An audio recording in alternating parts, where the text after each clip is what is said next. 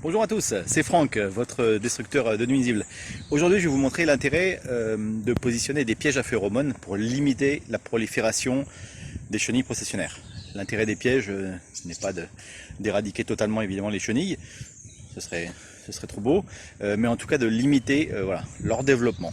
Dans chaque piège à phéromones, les papillons mâles vont être attirés donc, par les phéromones femelles qu'il y a dans les pièges et ils vont se retrouver collés à l'intérieur du piège.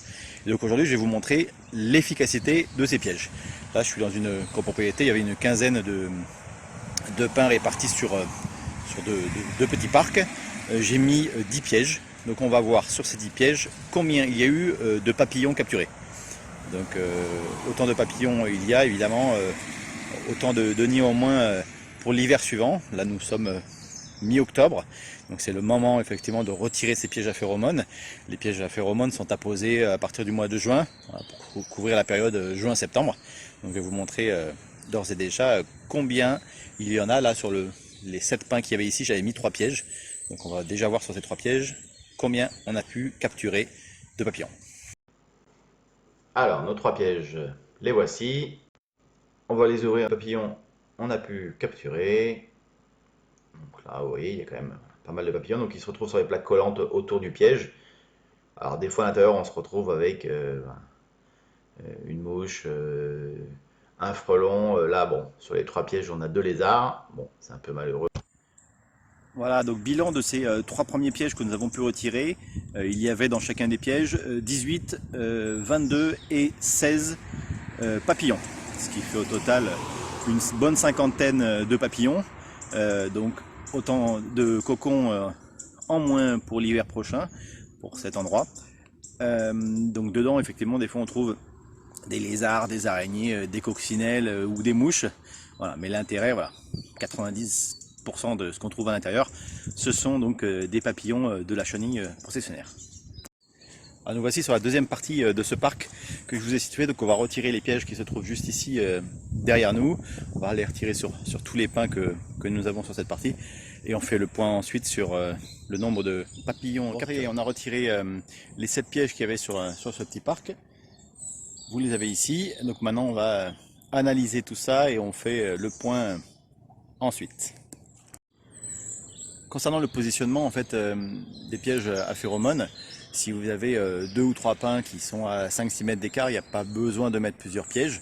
Par contre, s'il y a plus d'une dizaine de mètres entre 2 pins, il faudra calculer à peu près combien il vous faut de pièges. Ici, on a une dizaine de pins, on a mis 7 pièges, donc il n'y a pas nécessairement besoin de mettre un piège par pin. Alors, dans ces quelques pièges, donc toujours le même constat. Bon, voilà, on voit, suivant les pièges, bon nombre de papillons. Une ou deux araignées qui traînent. En fin de saison, donc voilà, courant du mois d'octobre, quand vous retirez vos pièges, voilà, retirez les plaques collantes, mettez-les à la poubelle, nettoyez bien le piège à l'eau, et puis bah, rangez-le à l'abri pour pouvoir le ressortir l'année prochaine. Il ne vous manquera plus que la phéromone pour remettre tout ça en fonction et les plaques collantes. Le piège peut être utilisé pendant des années. Nous avons fait donc les comptes. On avait 68 papillons dans les 7 pièges qui étaient ici, donc 68 plus 56, si mes comptes sont bons, ça doit faire 124. Donc 124 papillons pour 10 pièges. Voilà. Donc ça donne un petit peu une idée, sachant qu'ici il y avait 7 pièges, il y en avait juste un petit peu plus que l'autre endroit où il n'y en avait que 3. Voilà. Donc comme quoi ça dépend vraiment des zones concernées. Voilà. Là-bas il y a quand même beaucoup moins de pins.